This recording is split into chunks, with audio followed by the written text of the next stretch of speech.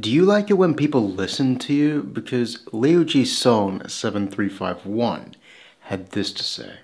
Under my Visigoths video, where the Goths went to Spain, he asked about the Ostrogoths. When will you follow up this video with the Ostrogoths?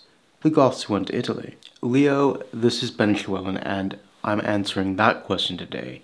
This video is about the Ostrogothic kingdom of Italy. Now, this is a really long one, so let's just jump in. Conquering what was essentially the entire known world, Rome needed mercenary troops, and they got them from the barbarians along their fringes. By the early 5th century, Rome relied so heavily on Germanic mercenaries, they brought whole refugee nations into the empire. Many of them came through present-day Romania, for those of you who like my Romania videos, like the Goths, others over the Alps, like the Rughi and later the Lombards, which you'll hear later of in this video, and others across the Rhine into Gaul, like the Suevi and the Franks, now France. Those in the east, along the Danube and Dacia, or Dacia as my Romanian viewers call it, would gain the most political influence because it sat on a highway of the age, linking all the lands that Rome got its mercenaries from. And those mercenaries from present-day Romania came to fill in the depleted shell that the Roman Empire was becoming. And in return, these Germanic mercenaries were given power. Political power. They were resettled into the empire. One such man would have been Odoacer, from northeast of the Alps, present-day Austria, Slovenia.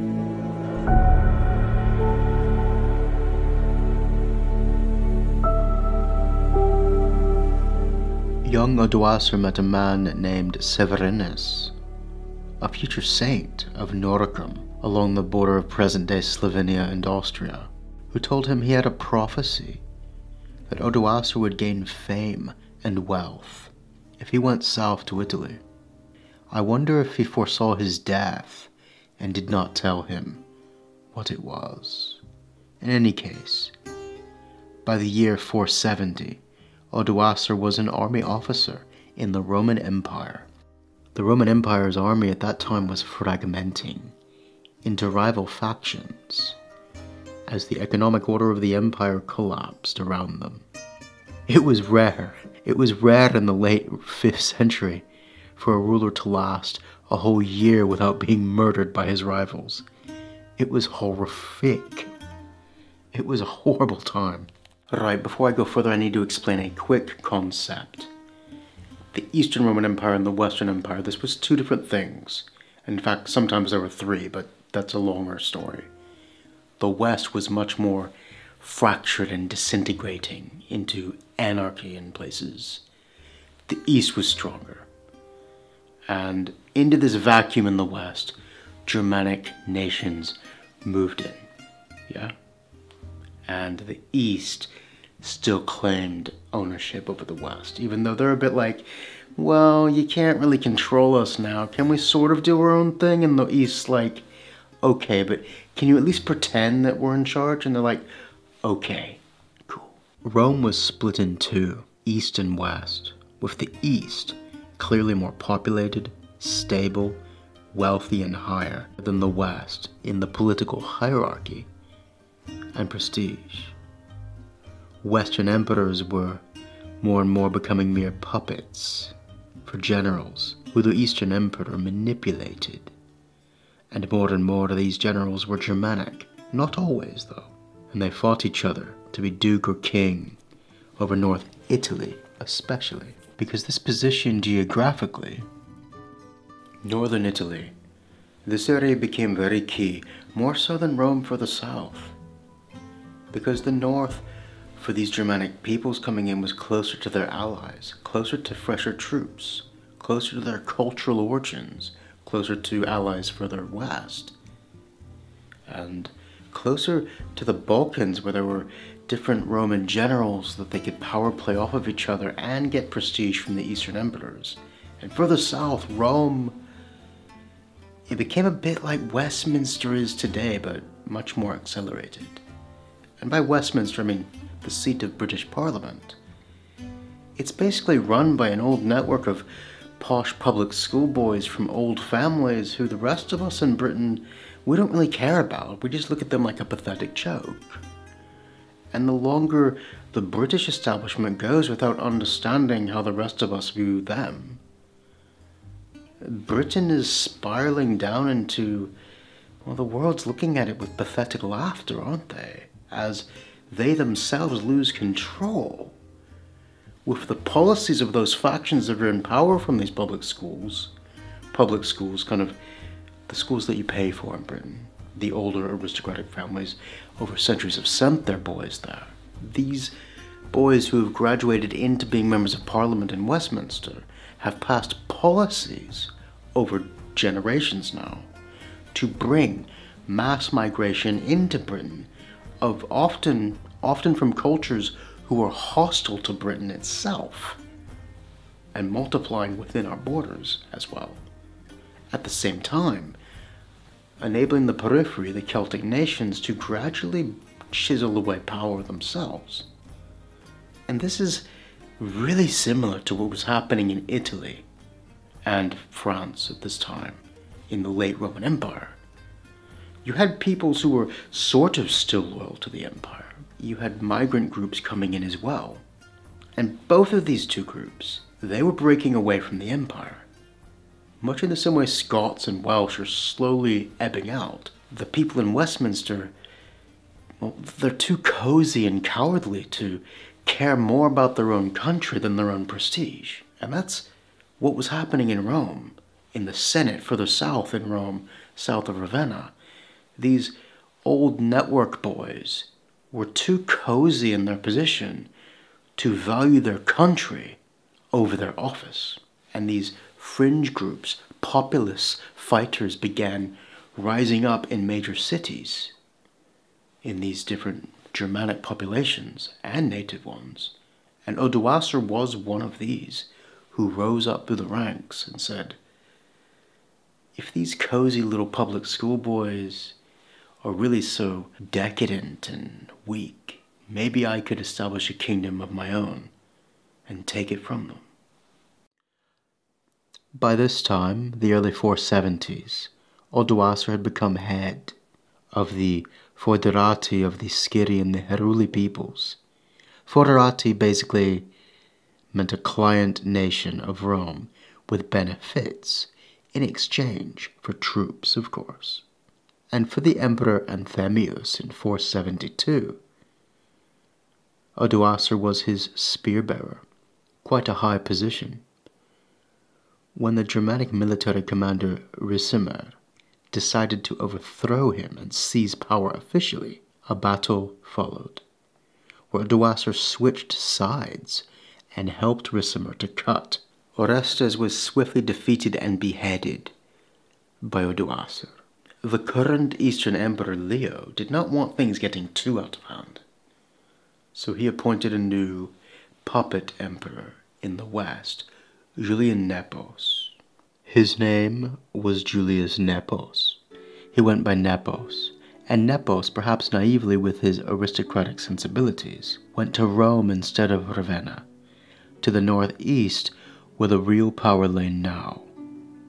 Remember when I said that today's schoolboy British Parliament does not understand that new populations have come to Britain and refocused power?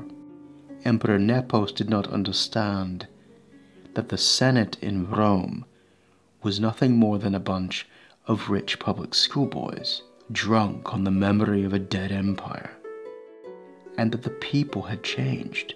Nepos appointed a new Magister Militum, his senior military commander, Orestes, choosing him for his closeness to the Senate and royal court. rather than entirely his prowess, and ignoring the social situation of changing demographics due to bringing so many foreigners into the empire. Oreste then took power from the emperor, placing his adolescent son upon the throne. About this time, the Foederati underneath Odoacer were tired of being stationed in Italy for years without being given land, and his men came to him and said, "Petition Orestes to give us land for our services." But Orestes did not understand what mass migration does to a country. It creates unassimilated enclaves which form their own nations, and rather than Orestes using their petition to give them lands, separating these migrant mercenaries into smaller groups he could more easily control, he denied their request and treated them like foreign savages. And so they turned to Odoacer and asked him to rise in revolt. He agreed. Orestes was swiftly defeated and beheaded by Odoacer. That assassination is not the assassination I alluded to earlier. There's a lot of people being killed here. Just hang on. And how's this for a bit of homoeroticism? When Odoacer was approaching Ravenna and Orestes fell, and his appointed son Romulus, the emperor, had to give way to Odoacer. Odoacer, even though he killed his father, he did not kill his son. Legend says he was so struck by his youth and beauty that he entertained him and let him go. He spared his life, giving him a pension of 6,000 gold coins, and sent him to Campania, a beautiful area, to live with his family in peace. This was the year 476.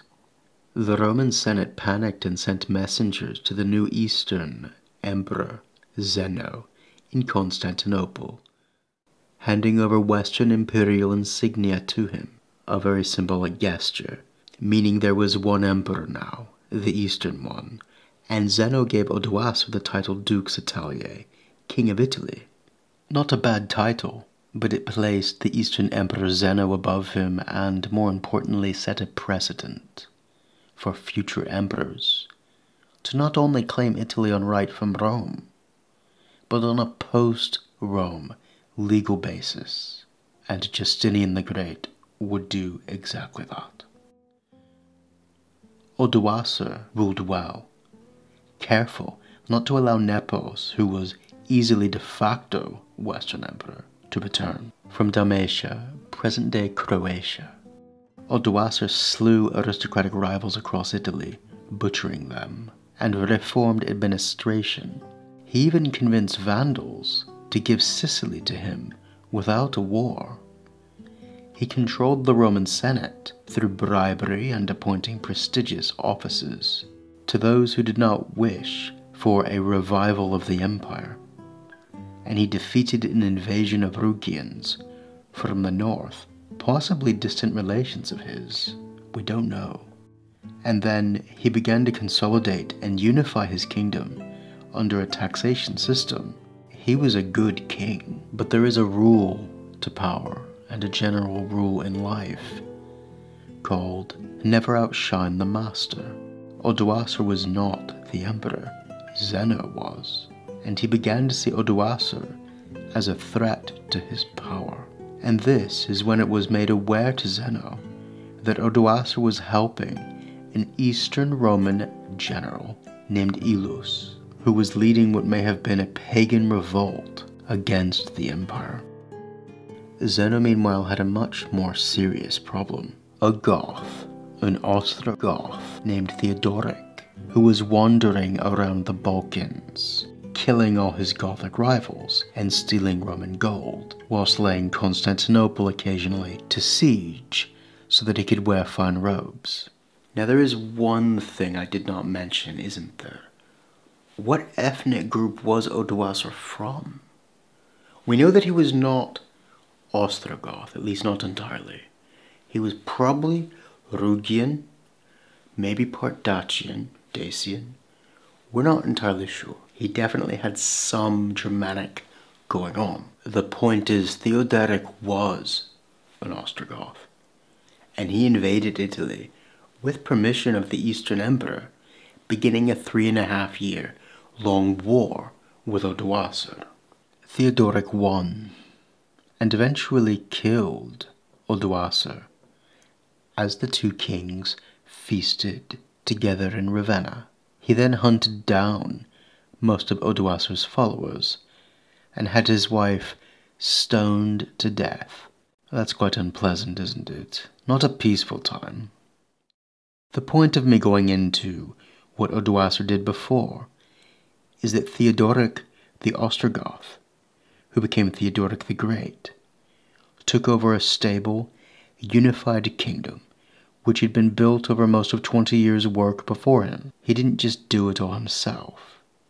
And with the death of Odoacer, his kingdom passed to the Ostrogoths, intact and prosperous.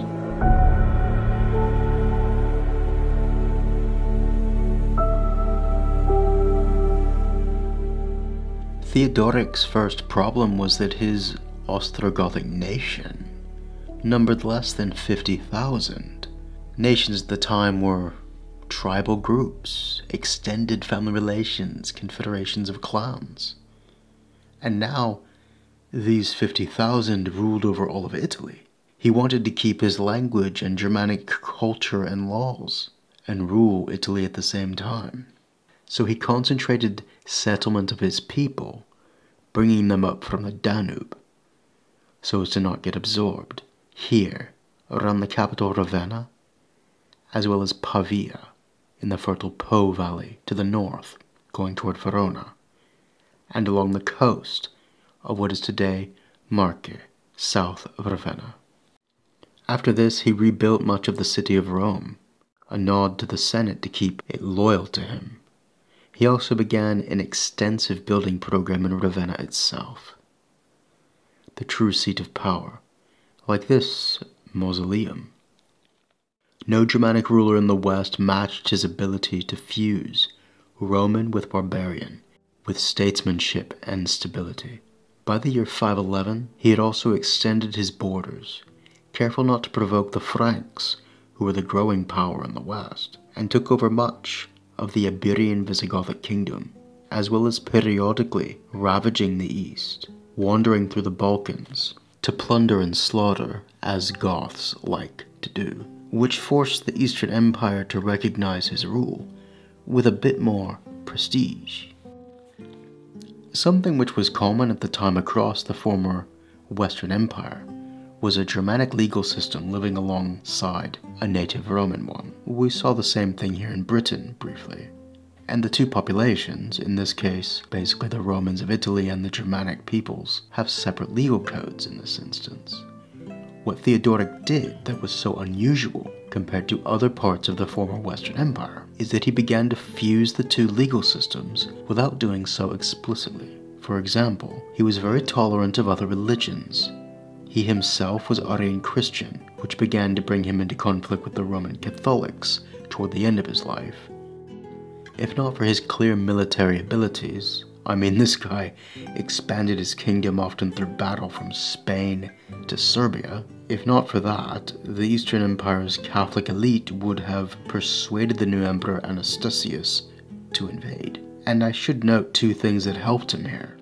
Anastasius came to the throne at 61 years old, and reigned until he was 87, which meant Theodoric did not need to worry about some ambitious, able Eastern emperor attacking him too much, only his generals, who themselves were competing against each other. The second thing is he protected Jewish places of worship, which were often being attacked in other places.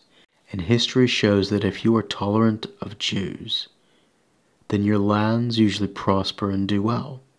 Things went about as good as anyone could hope for in the early 6th century. I mean, it was a bad time, but things went well, actually. There were some tensions with Emperor Anastasius, and a few religious upheavals, but major wars were avoided, and it really was a miniature golden age of general peace and stability through Italy.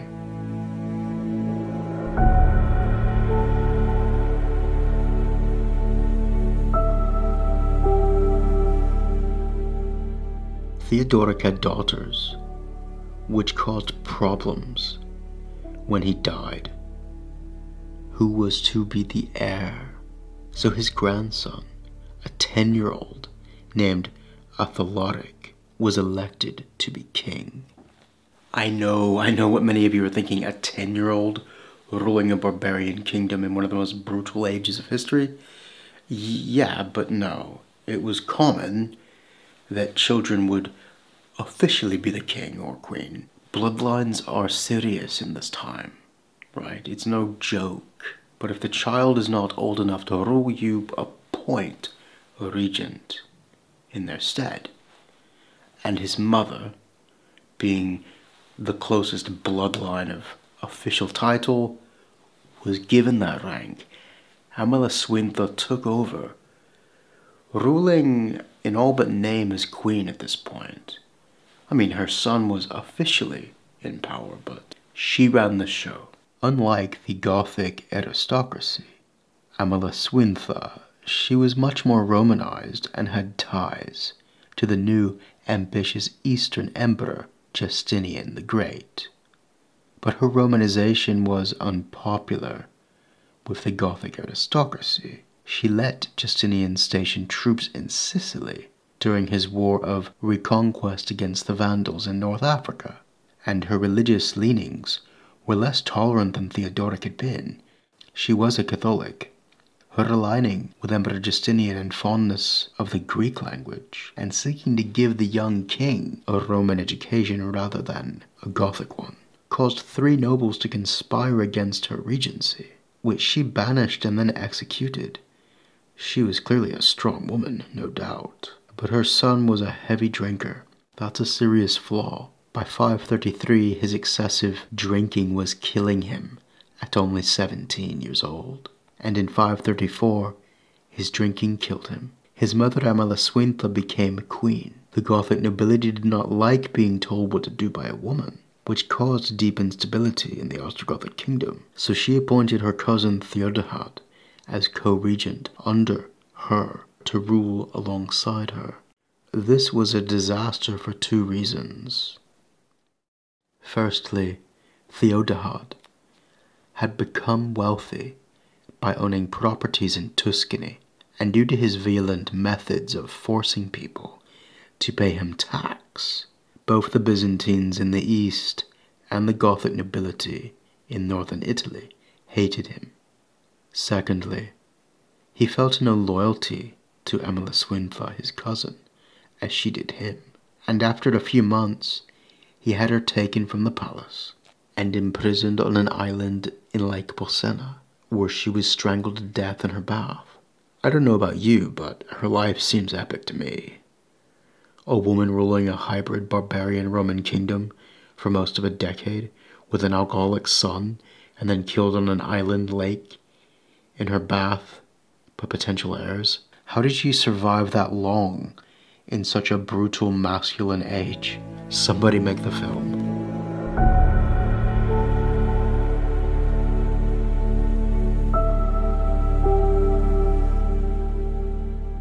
Justinian, emperor of the Byzantine Empire in the east, had sent agents from the Sicilian ports on loan to him to try and save Amalasuintha's life. He clearly cared about her, and not reaching her in time and not liking Theodahad, he considered the death of the queen as casus belli, as a pretext for an invasion of the Ostrogothic kingdom. He did, after all, remember, have legal right to rule Italy as Roman emperor through the pretext of the Dux Italia title his forebearer had given to Odoacer. And maybe the Ostrogothic nobility were not wise enough to listen to a wise woman. For Amalasuintha's policy seems to have been to appease the Byzantine Empire and to win their favor through friendship and flattery. And now the Byzantine Empire invaded their kingdom because they did not listen to that woman. Justinian's general, Belisarius, crossed over from North Africa. He had just conquered the Vandal kingdom and quickly took over Sicily, whilst another Byzantine army came through the Balkans by land from the east. Along the Adriatic coast, despite losing a battle, the Goths succeeded to kill a Byzantine ally, a Gepid king named Mundus, which meant a dynastic struggle further east in the Balkans, meaning the Eastern army had to retreat. This left Byzantine general Belisarius alone in Sicily. But he was a very talented man. Theodebad, by this point, was practically begging to surrender in exchange for his freedom. He wasn't really known for his bravery. As you can imagine, his men did not like that. So, having killed Mundus in Dalmatia, Theodahad felt he might be able to win and imprisoned the Byzantine ambassadors. This was an incredible dumb thing to do. This made Emperor Justinian, who was on the verge of considering his conquest of Sicily as enough for the insult of having his friend Amalasuintha murdered, and perhaps that war could wait until he was more prepared. It caused him to get a bit angry. And now Theodebad was asking for war with a bigger power. Justinian sent Constantinianus, one of his top military commanders, to regain Dalmatia and control of the Adriatic Sea, whilst also ordering Belisarius to invade mainland Italy. Goths were unhappy with Theodebad's unwillingness to fight the Byzantines and relieve the besieged city of Naples in the south, so they elected a new king, Vitiges, who was the husband of the only surviving child of Amalasuintha. Theodahad fled back to his seat of power in Ravenna to try and keep control, but on the road linking Rome to Ravenna, a man named Optatus waited, who had been sent by Vitiges to kill Theodahad. Legend says Theodahad had been unkind to a woman Optatus had courted, and he wanted revenge. Optatus killed Theodahad. Hey, if you're liking this content, tap the like, subscribe, leave a super like, and thank you. Diolch. By this time, late 536, Belisarius had taken Rome. Another commander, Narsus, joined him, cutting off Ostrogoth supplies along the Adriatic coast. Vitiges withdrew to Ravenna, defensible due to being surrounded by swamp. Vitiges appealed to the Franks for help, and 10,000 Burgundians, under their rule at the time, came over the Alps and laid siege to Milan. Its citizens were slaughtered, and since this failure was partly the fault of Narses, the general, the emperor called him back to Constantinople in the east, leaving Belisarius as supreme commander throughout Italy. As Belisarius laid sieges to several cities en route to take Ravenna itself, a large Frankish army invaded from the northwest, which defeated both the Goths and the Byzantines, only to be defeated by dysentery and parasitic diarrhea amongst its ranks. That's gross, and it depopulated the whole northwest of Italy. In May of 540, Belisarius captured Ravenna, and most of Italy was in his hands. The Goths even offered to make him Western Emperor, which he refused to not provoke a war with Justinian in the east. But Emperor Justinian was clearly worried about Belisarius growing too powerful, and called him back to Constantinople. This was a big stupidity on Justinian's part. One of the few mistakes he ever truly made. The Goths had lost their kingdom, but they had not lost their last stronghold in the north at Pavia, nor Verona. What's the saying? Finish what you start. The Goths held a narrow strip of land from Verona to Pavia, and they probably only had around 1,000 men. But they elected Ildibad as king in Verona, who moved the capital to Pavia and won a battle over Byzantine commanders at Treviso in 541. This meant the Goths held the whole Po Valley now, a small but very wealthy, fertile area, and he promoted his young cousin Totila to be military commander of Treviso. Not long after, Ildibad was murdered by his bodyguard at a royal banquet.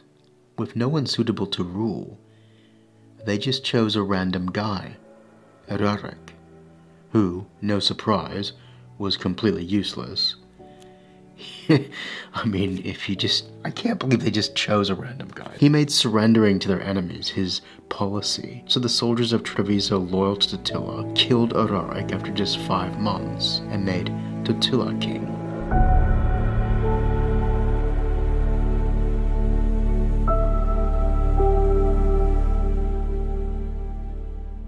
Totila, the new king, developed an ingenious strategy. He went around freeing slaves and giving land to peasants. Then he would turn around and say, "Hey, do you guys want to fight for me?" This solved their problem of having only 1,000 men. And when Byzantines attacked Verona in the winter of 541, they nearly took the city, but Totila had more troops than they expected. They also got into the city, but Totila's men merely climbed out, and then trapped the guys in the city, slaughtered most of the people outside, and then went into the city and killed most of them, whilst the ones that escaped, joining other Byzantine troops, Totila chased, and eventually in the spring of 542, Totila defeated their army nearly twice his size at Paventia. An army of peasants and slaves and 1,000 nobility against the world's superpower. He then won another battle at Florence, and captured Naples. He won 3 victories over an army which should have easily crushed him. But he treated his prisoners so well, they often chose to fight for him against their own people. His tactic of using freed slaves, peasants, and prisoners to replenish his ranks was a hit. It worked. Totila became a people's king, and Belisarius was sent by Justinian in 546 to reconquer the lost cities. But Totila forced Belisarius to retreat with guerrilla tactics, and he went back to Constantinople. After this, in 549, Totila recaptured Rome and all Italy. Even Sicily to the south he took. All that held out against Totila was Ravenna and a few coastal towns. Justinian could not cope with this rebellious upstart, because Justinian was a personality, a fabulous one. He was ambitious, and he wanted to be the big man on stage with elegant robes, who had the ambition of renovatio imperii, restoration of the empire. In 550, the following year, he sent his general Narses with a force of 35,000 Lombards, Gepids, and Heruli to march into Italy by land and attack from the northeast. Rulers used Germanic mercenaries, as I said, during this time, which is part of why the age was so utterly messed up politically. These Lombards clearly liked Italy, and they would be back, actually. They liked it a bit too much. The Byzantine army under Narses met Totila's army at Taginae, in modern-day Umbria. The Battle of Taginae was a catastrophe for the Goths, and Totila was killed in battle. The man who had nearly reconquered all of Italy, having begun with only 1,000 men, was dead. A man named Tea succeeded him, one of his military commanders, as king, who went around killing Roman senators in revenge for Totila, hunting down rich people who spoke Latin, basically. Eventually the Byzantines caught up with him when they were besieging Cuma at the Battle of Vesuvius, where Tea was defeated and killed in 554. Ostrogothic power was broken, and whilst a few cities in the north remained under Ostrogoth control into the 560s, the kingdom of the Ostrogoths was over. Justinian had brought Italy back into the empire, but it came at a heavy price: higher taxes, 19 years of war, religious feuds intensified, depopulation, plague, and the Lombards went back to their countrymen in Germanic lands beyond the mountains, and began preparing a mass migration into Italy, which would give birth to another Germanic kingdom that would last 150 years longer than the Ostrogoth kingdom had. May I take this time to thank my Patreons and my channel members. Thank you very much for your contribution, and to all of you who contribute. Super like, comment, all my subscribers. Diolch yn fawr iawn. Thank you very much.